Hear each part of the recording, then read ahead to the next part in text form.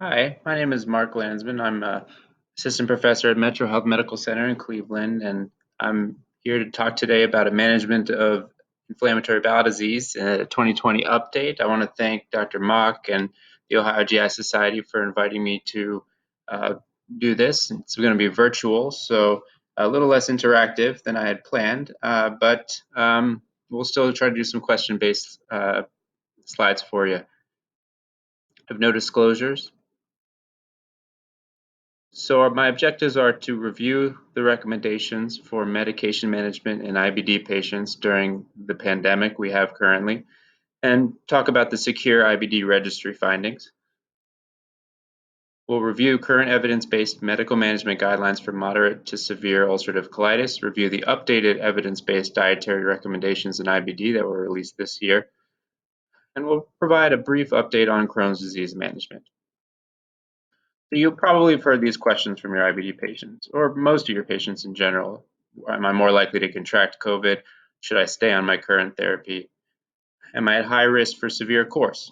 And I get these a lot. And let's dig into the data to see what the best answers are currently. So first, we'll talk about mesalamine.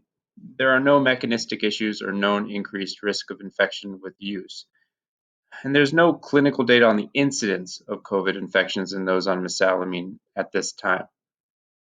Mesalamine was associated with a more severe COVID course, which we'll see in the registry. And there's really an unclear reasoning or reason for this. One theory is that those infected have their immune suppressants discontinued previously or have had them discontinued, resulting in active disease, which leaves patients more vulnerable to worse outcomes. The takeaway here is it's still reasonable to continue mesalamine in unaffected IBD patients. Am I more likely to contract COVID-19? Well, with TNF inhibitors, we do have a pretty good answer. This was looked at in a large VA cohort and was not associated with an increased risk of developing the infection. Some have actually hypothesized that there is a potential protective effect, which has not been clinically proven, um, through augmentation of ACE2 expression lymphopenia via direct leukocyte death pathway. I also want to highlight a theoretical interaction with hydroxychloroquine that may increase the risk of nerve damage. The takeaway here is TNF inhibitors should be continued in unaffected IBD patients. What about thiopurines and methotrexate? Well, similar to TNF drugs, thiopurines were studied in a large VA cohort and were not associated with an increased risk of developing the infection. Lymphopenia is a side effect of thiopurines. It's also associated with a worse prognosis in COVID. However, I believe those are separate entities. One is acute related to the virus, one is chronic. And I think the takeaway here is based on the large VA study that we've seen that thiopurines should be continued in unaffected IBD patients. What about tofacitinib, or a JAK inhibitor? We know that there's an increased risk for certain viral infections, such as herpes zoster. We don't have a lot of clinical data. There was a small series of COVID patients on tofacitinib for various autoimmune disorders, so not IBD specific. 5 of those 6 patients did well. They had mild disease and were managed as an outpatient. Interestingly, there is a planned trial coming up for tofacitinib as a treatment of moderate COVID infection. So mechanistically, maybe there's going to be not a benefit, but uh, the jury really is still out on the risk of tofacitinib, given the known increased risk for viral infection. Should I stay on vedolizumab, an anti-integrin therapy and cell trafficker preventer? There's no known increased risk of viral infections with this drug. It is linked in the lab to lower ACE2 levels, which we believe is how the virus is thought to infect cells. But our clinical data is lacking. There was a small Italian study which included 14 patients on vedolizumab where IBD therapy was not a risk factor for negative outcomes. So a small amount of data, and based on the mechanism of the drug, it is reasonable to continue vedolizumab in unaffected patients. Ustekinumab, an IL-12 and 23 antibody. There was a rheumatoid arthritis study, and we often take data from RA studies and extrapolate to IBD, given the larger population with RA. There were 41 patients on that study that did have that were on ustekinumab, and they had no increased risk of severe infection or contracting it. In general, there's no known increased risk of viral infections on this drug. Um, and in the lab, to sum it up for you, it may inhibit the cytokine storm. It's linked to lower ACE2 levels, which is the viral entry pathway. However, that's not definitive clinically. We are, and this is what the AGA came out and said, it's reasonable to continue this drug as well in unaffected patients on based on the available evidence at this time. So what do I tell patients? I advise patients to continue their current therapy, including infusions, if disease is stable and suitable. Medications should be adjusted or changed if the disease has flared with the goal of preventing uncontrolled inflammation. The AGA guidance, this is more for the instructions of people that do develop COVID, but I thought it was important to bring it up, is we should stop therapy, thiopurines, methotrexate, TOFA, biological therapies, and when they are diagnosed, and restart therapies after completion of COVID-19 symptoms, and always speak to us as physicians before stopping any therapy. It's also recommended that doctors submit IBD cases with COVID to the Secure IBD registry at the given website. And we'll go over those May findings shortly. So, do we have data to say if patients with IBD are more risk for severe course? Well, we have a pretty good study done in Spain, looked at 1,918 patients, of which only 12 were diagnosed with COVID, but a large general population of IBD patients. And this showed no increased risk of infection and associated mortality compared to the general population.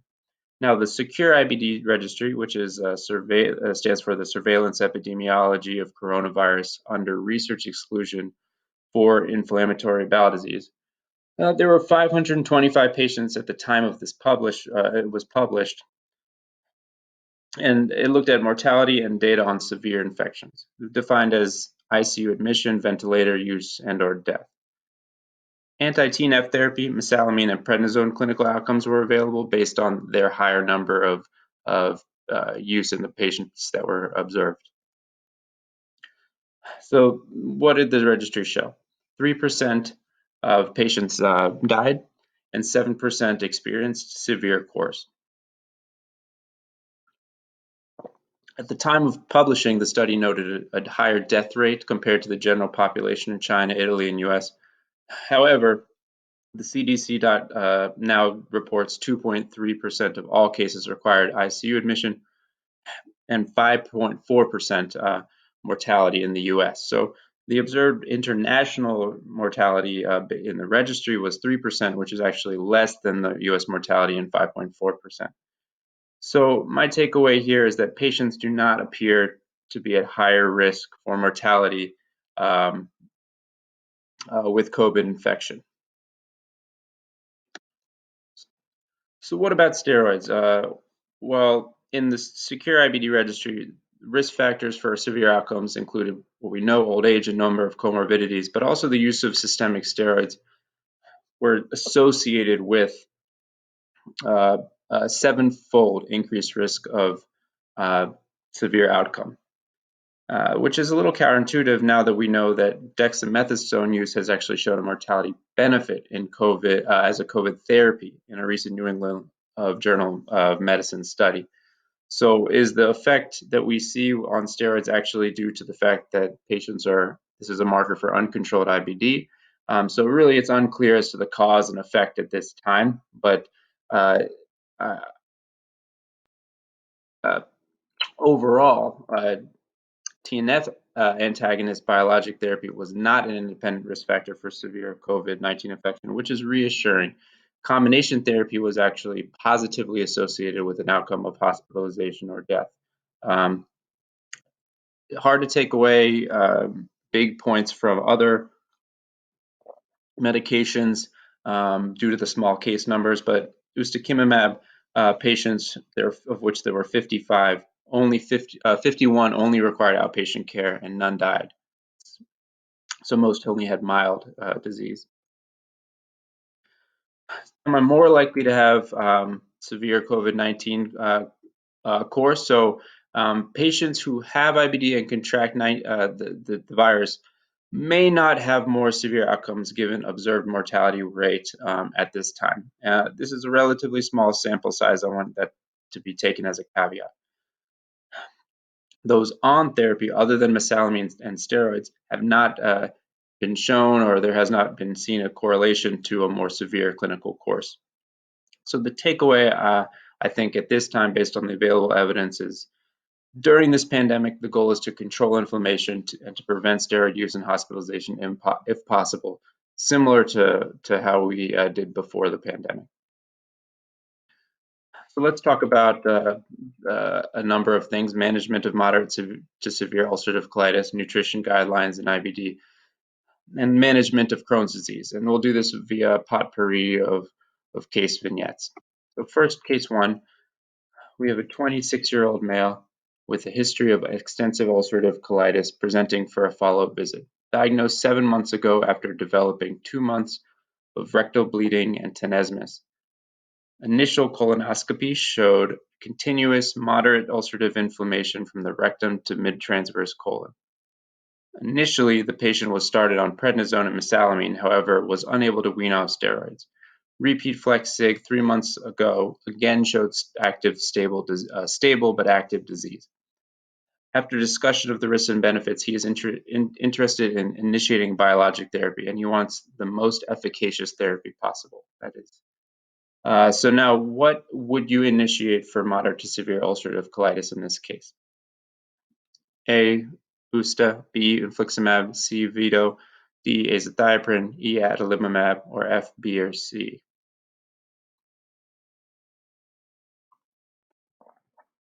So B or C. So infliximab or Veto. So what are the AGA guidelines for moderate to severe ulcerative colitis say? And these were released earlier in 2020. In this patient, he places an emphasis on the most efficacious treatment. And we know from data, the varsity trial, that vedolizumab patients were more likely to be in clinical remission at 52 weeks than adalimumab, caveat being that this was not utilizing drug concentration optimization.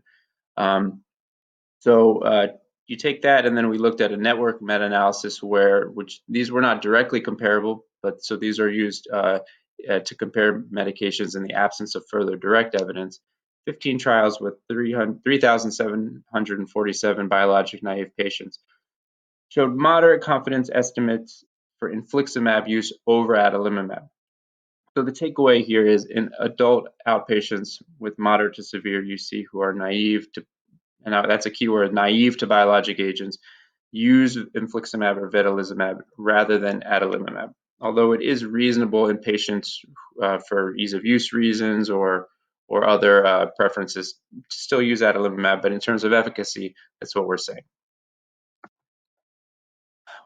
Now, would you initiate tofacitinib in this patient as a first-line agent? Yes, not at this time, maybe.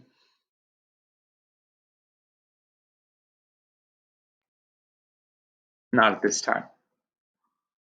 And this is based on black box warning that was issued in July last year, where for the 10 milligram twice daily dosing, which is used for UC, and this is based on a rheumatoid arthritis trial for those taking that dose, the study reported an increased risk of blood clots and death. Takeaway here is that per the AGA guidelines, tofacitinib is only recommended for biologic naive patients in the context of a clinical trial. So after discussion of the risks and the benefits, the patient elects to initiate infliximab. He undergoes induction at 0, 2, and 6 weeks. Trough level following induction is 10, and the patient begins maintenance therapy every 8 weeks. At 3 months, the patient states that he has been feeling better. He asks if the medication will stop working to control the disease. Is there data to suggest the duration of efficacy for infliximab or TNFs? A, 2 weeks, B, 8 months, 17 months, 30 months, or 42 months.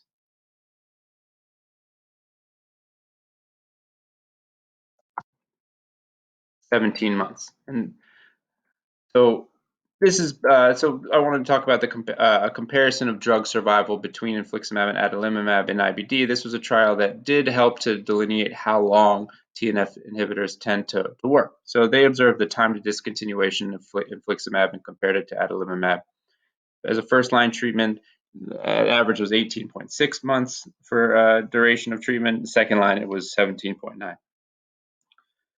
The only factor associated with greater drug survival as a first-line agent was therapeutic drug monitoring. And secondary loss of response was the most frequent reason for withdrawal. The takeaway, I think, here is that we now have good data on how long TNF therapy lasts, 1.5 years, and that drug monitoring is a good strategy associated with great and improved drug survival. So the patient does well for 2 years on therapy. However, he develops secondary loss of response due to mechanistic escape with low antibody levels despite adequate trough levels in the setting of recurrent diarrhea, rectal bleeding. Infection, including C. diff, is ruled out. Flexic again shows continued moderate colitis. Biopsies for CMV are negative. So what is the next therapy to begin in terms of highest efficacy here? A, Usta, B, vedolizumab, C, certolizumab, or D, adalimumab.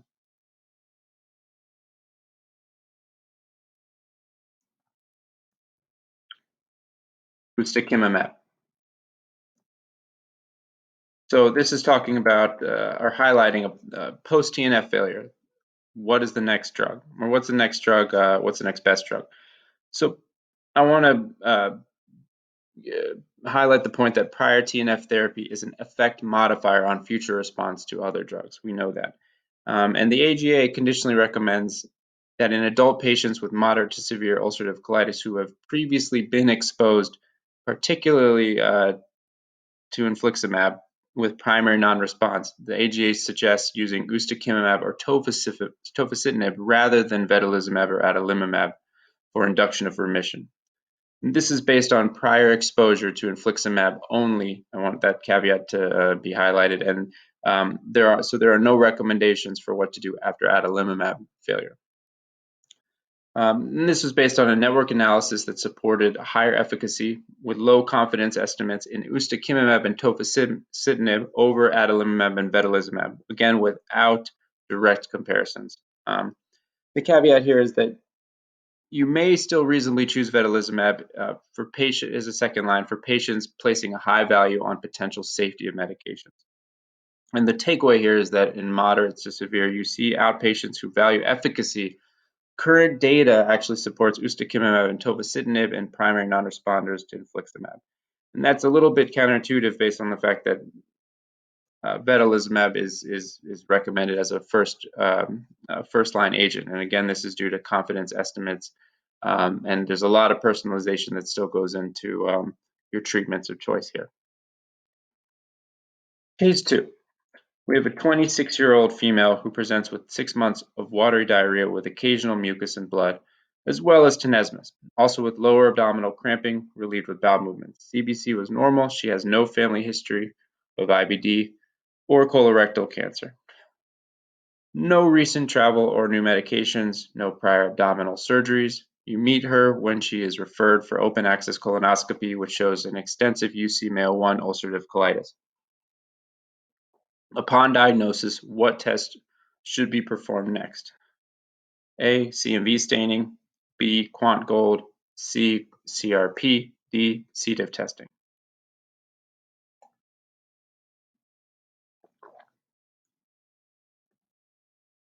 C. diff testing.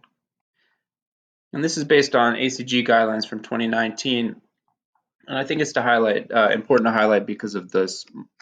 I think it can be overlooked. So stool tests to rule out C. diff should be performed at diagnosis.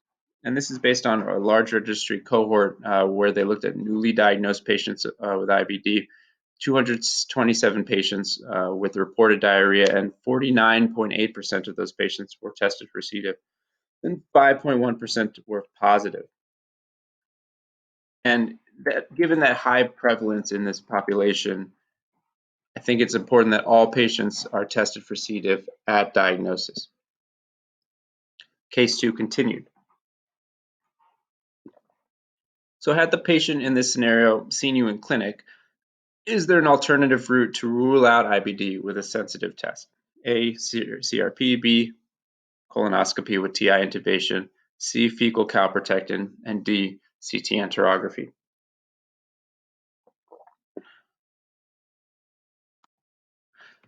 Fecal calprotectin. So calprotectin is a calcium and zinc binding protein, generally neutrophil specific, although low levels are found in other phagocytic cells. This biomarker has been proven to be useful, specifically for prioritizing patients for endoscopic evaluation in undiagnosed symptoms. Based on a systematic review and a meta-analysis of IBD patients, so 2,499 patients were looked at. And I think the takeaway here is that fecal calprotectin was more sensitive than CRP for predicting presence of both UC and Crohn's disease. And the caveat here is if you have red flag symptoms, bleeding, weight loss, severe symptoms, family history, that you still proceed with endoscopy. Case 3, 28-year-old female with a history of ulcerative proctosigmoiditis presents to clinic for follow-up. She was initially diagnosed 4 years ago after presenting with 6 months of rectal bleeding and tenesmus, underwent colonoscopy, which showed mild to moderate continuous inflammation from the rectum to proximal sigmoid colon. She was started on mesalamine PO and perectum. Now it has one soft bowel movement daily without rectal bleeding. She is focusing on nutrition and asks for guidance regarding what foods she should increase in her diet. Which of the following is recommended in ulcerative colitis? A, increased red meat. B, increased omega-3 fatty acids from supplements. C, increased omega-3 fatty acids from marine fish. D, decreased gluten.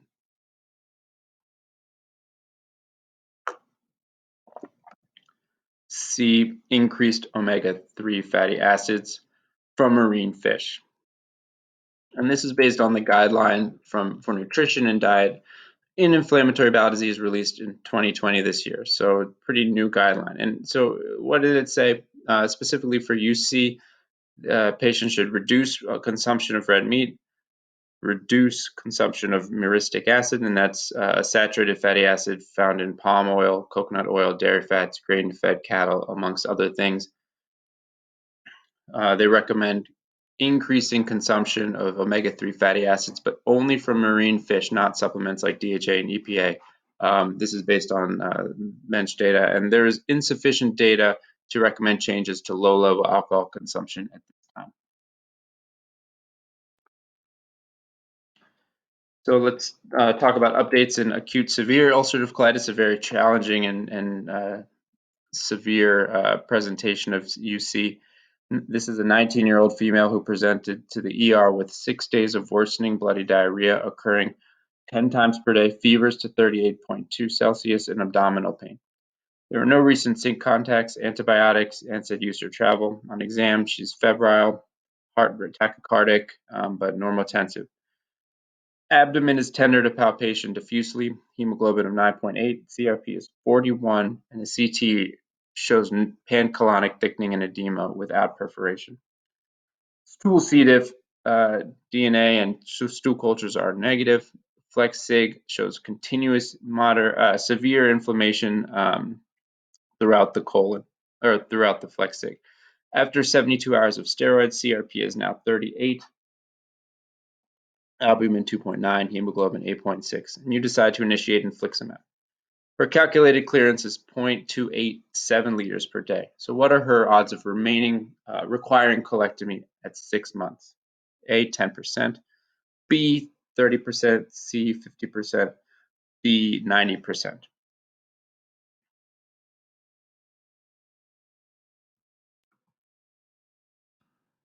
10%.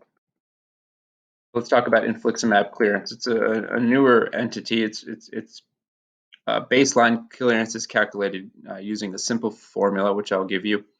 Clearance of greater than 0.627, so a certain cutoff, predicted high colectomy risk with high diagnostic accuracy. The variables for the clearance formula include sex, albumin, and infliximab antibody status. The takeaway here is that the baseline clearance was the only factor in the study associated with colectomy on a multivariate analysis.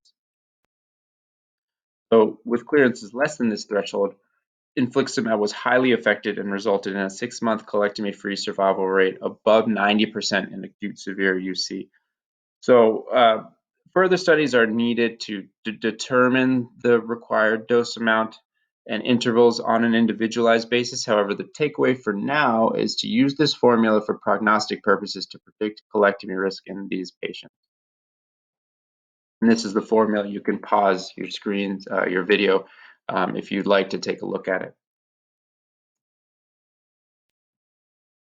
This is case 5 is a 67-year-old female with newly diagnosed moderate ulcerative colitis who's considering initiating biologic therapy. She is concerned about the side effects of long-term use. In addition to increasing age, what has been shown to be an independent risk factor for elevated infection risk? A, depth of ulcers, B, disease extent, C, female gender, D, frailty score. Frailty score. Frailty score is based on a study that adjusted for different things like age, comorbidities, steroid use, and combination therapy, and found that the risk of infection doubled in frail patients prior to TNF therapy or immunomodulator initiation. The takeaway here is that this frailty score can help inform both patients and physicians' decision-making prior to starting TNF and immunomodulator therapy. 10 years later, your now 7-year-old patient is doing well. She's in clinical remission. Her last high-definition colonoscopy 2 years prior showed no evidence of active inflammation, but an 8-millimeter raised lesion was removed with EMR. Pathology showed a focus of low-grade dysplasia. So what is her risk of developing a more advanced lesion after this initial low-grade lesion was removed?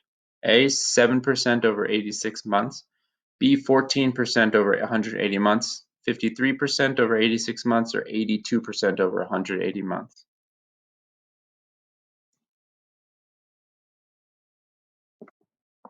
7% over 86 months.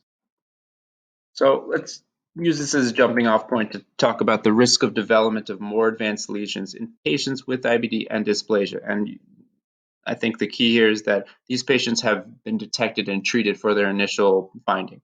So low-grade dysplasia patients develop more advanced lesions in 7% over 86 months. High-grade dysplasia, which you can imagine, develop colitis-associated cancer in 14%, or double the risk over 180 months.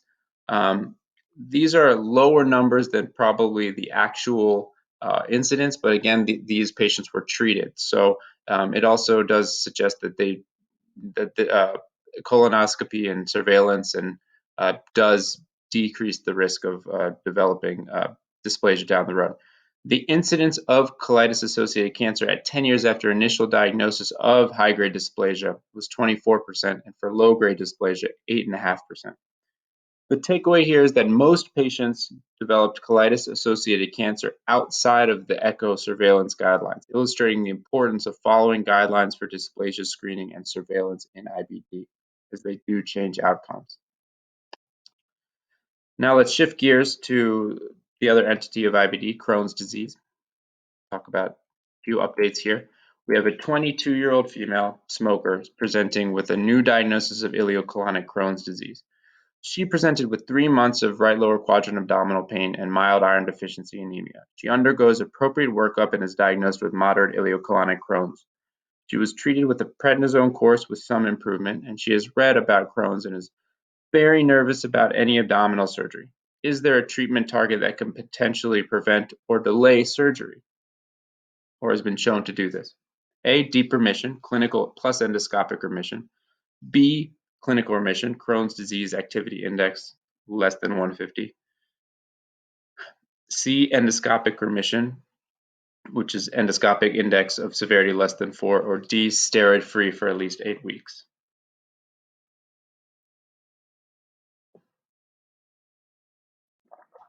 A, deep remission.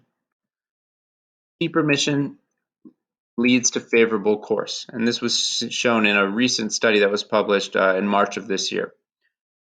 Patients in deep remission had a roughly 5 times decreased risk of disease progression. They had lower rates of developing severe outcomes such as fistula, abscess, stricture, perianal disease, hospitalization, and surgery. This is the first study to really show that deep remission impacts, that early deep remission impacts Crohn's outcomes, specifically severe outcomes. Step-up strategy in the past has been used for Crohn's, and it's involved later use of biologic therapy in those maybe with already complicated disease by that point. And it may be too late to stop the progression. So the takeaway here is early tight control may prevent serious and costly hospitalizations and surgeries in the long run. So consider the early use of biologic and immunomodulator therapy. The patient is started on infliximab induction with improvement in clinical symptoms and has been on maintenance for 6 months. Her abdominal pain is resolved. So which of the following is a reliable predictor of endoscopic activity? A, CRP, B, fecal calprotectin, C, the Harvey-Bradshaw index, which is a 5-parameter clinical symptom-based score, or D, none of the above.